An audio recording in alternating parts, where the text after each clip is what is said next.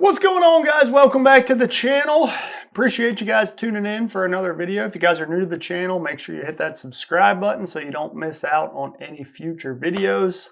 Man, it's an exciting time of year. You know, these next couple weeks are some of the most exciting times of the summer, especially to me, but hopefully you guys as well. You know, it's iCast week coming up. There's a bunch of new products coming, so it's always exciting to see all the new stuff, new products. And this week has also kind of become, what's the word I'm looking for? Kind of a tradition, I guess, if you will, of Major League Fishing announcing the 2026 schedule. So announcing the next year's schedule. It always kind of coincides around iCast, maybe a week before, maybe the week of iCast. But we are here and hot off the press, we have the 2026 Bass Pro Tour schedule. So I'm going to kind of dive in, give you guys my thoughts, and walk through the whole schedule. So if you guys haven't seen it, get ready. It's going to be an interesting year with a lot of big fish. So I'm pretty excited about it and always look forward to starting the preparation for the next season once that schedule is announced.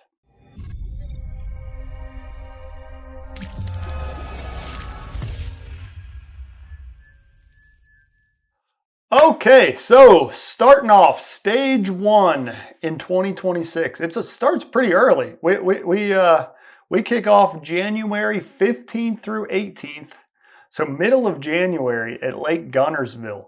You know, that's a very famed fishery, obviously a place we've been the last few years. Definitely haven't been there this time of year. I mean, that's about as dead of winter as you can be on the Tennessee River. That's going to be a very interesting event. You know, a lot of this event's really going to depend on how this fall goes as far as major rains and floods and the grass situation. But man, January, Lake Guntersville, you know there's going to be some absolute giant bass caught. And that'll be a very interesting event with our format. You know, one period of forward facing, 2 periods without. In the middle of winter, you know, you're gonna see some really interesting techniques come back to play in that one. You know, some flat side crankbaits, some rattle traps, some jerk baits, maybe some other sneaky little stuff like that. You're gonna see a lot of that play in those non-scope periods. So that's gonna be an extremely interesting event and one that I'm really excited about to kick off the year. Then we go into stage two. What is it? February 19th through 22nd at Lake Hartwell. Lake Hartwell's a very famed tournament lake here as of late, but actually I've never fished a tournament there. So that's a brand new lake on the tournament schedule for me. I've been there fun fishing a couple days, but I've never fished a tournament. So that's one that, you know, I'm excited to go to. You know, I knew it was just a matter of time till I fished a tournament on Lake Hartwell, but we're getting it done February 19th through 22nd for stage two, Lake Hartwell. Again, that's another one. That's a winter tournament on a herring fishery, spotted bass, largemouth fishery. You know, obviously you're going to see the minnow dominate when you're using your forward-facing sonar, but those other 2/3 of the day is going to be extremely interesting with that time of year and that fishery and how that plays out. You know, a lot of those fish are going to be in the dead winter patterns. So they're going to be out deep, maybe in some drains and stuff, and you're going to see some old school baits play in that as well. You know, I foresee some spoons, some underspins, that type of bait. Those old school herring type fisheries, those baits that you throw on those old school herring type fisheries, those are going to be back in play because of our format. So that's going to be super unique. So stage three, moving on March 5th through 8th, we head to Texas. We head to Waco, Texas for Lake Whitney and Lake Waco. Now let's see, days 1 and 2 is on Lake Whitney. Okay. And then once you make the cut to the knockout round, days 3 and 4 will be on Lake Waco. So it's one of those split lake formats again. You know, we've had a few of those over the past few years, and it's always such an interesting event. You know, I like that you can kind of burn everything down in days 1 and 2, and then really you start fresh. It's a whole separate tournament going into days 3 and 4 on a different fishery. So it's really, really cool and really interesting to follow. Those are 2 fisheries. I'm going to be honest, I never even heard of those 2 lakes before this schedule was announced. Obviously, I've heard of Waco, Texas, but I've never heard of those 2 lakes. So that'll be an interesting one. I have really no idea what's going to be going on there. No expectations. I don't even know where it is, to be honest with you. So that's one I'm going to have to do some research on, do some pre-practice, things like that, and figure that one out. But March in Texas, come on, there's going to be some big fish caught. That's going to be the best time to be there, and always excited to fish fisheries like that. Now, stage 4.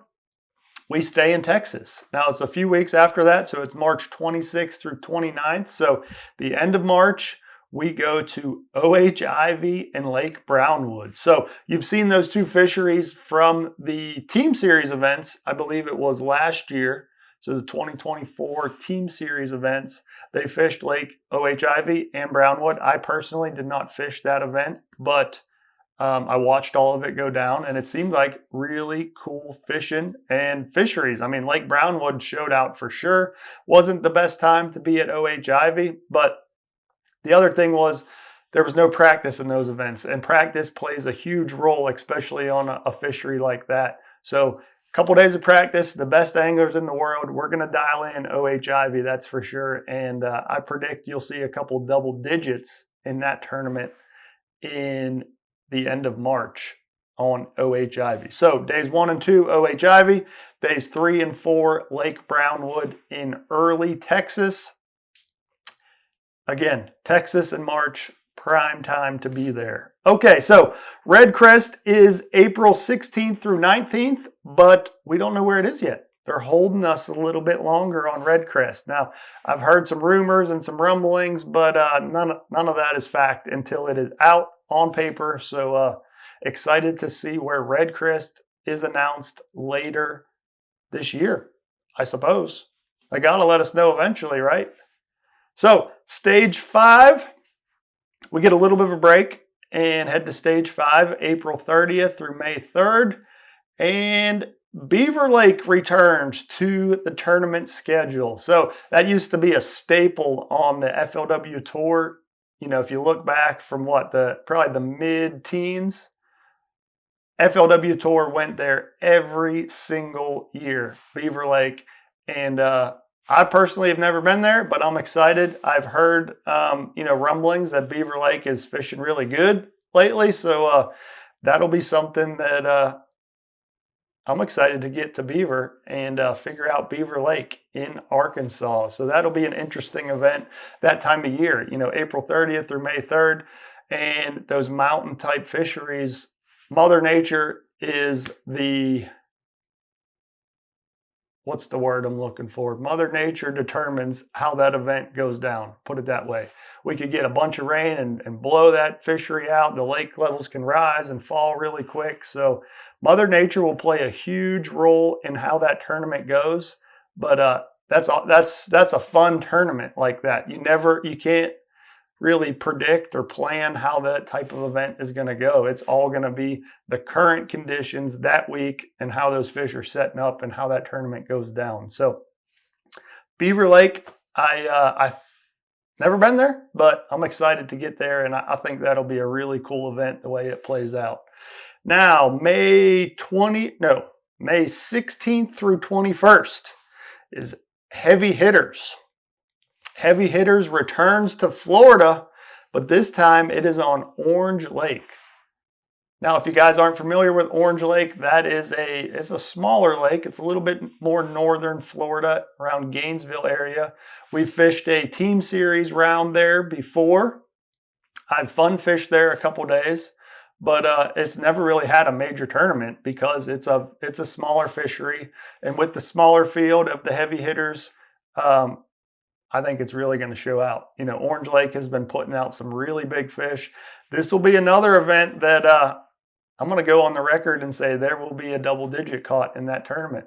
Potentially a double digit could win $100,000 for big bass and heavy hitters. So that'll be really exciting to watch. All different types of patterns in play that time of year. Actually May is a great time to fish in Florida because there's so many options, and you're not limited to a few things like you are earlier in the season. So May and Orange Lake, I bet you could see some giant bass caught in that one. So I'm excited to get there to Orange Lake in May of 2026. Next up, stage 6. June 18th through 21st at Grand Lake in Oklahoma. I've only been to Grand Lake one time. I'll actually fish, hopefully I'll qualify for the Toyota Series Championship here later this year at Grand Lake, but I've only been there one other time, and it was in March, so obviously it'd be totally different than June.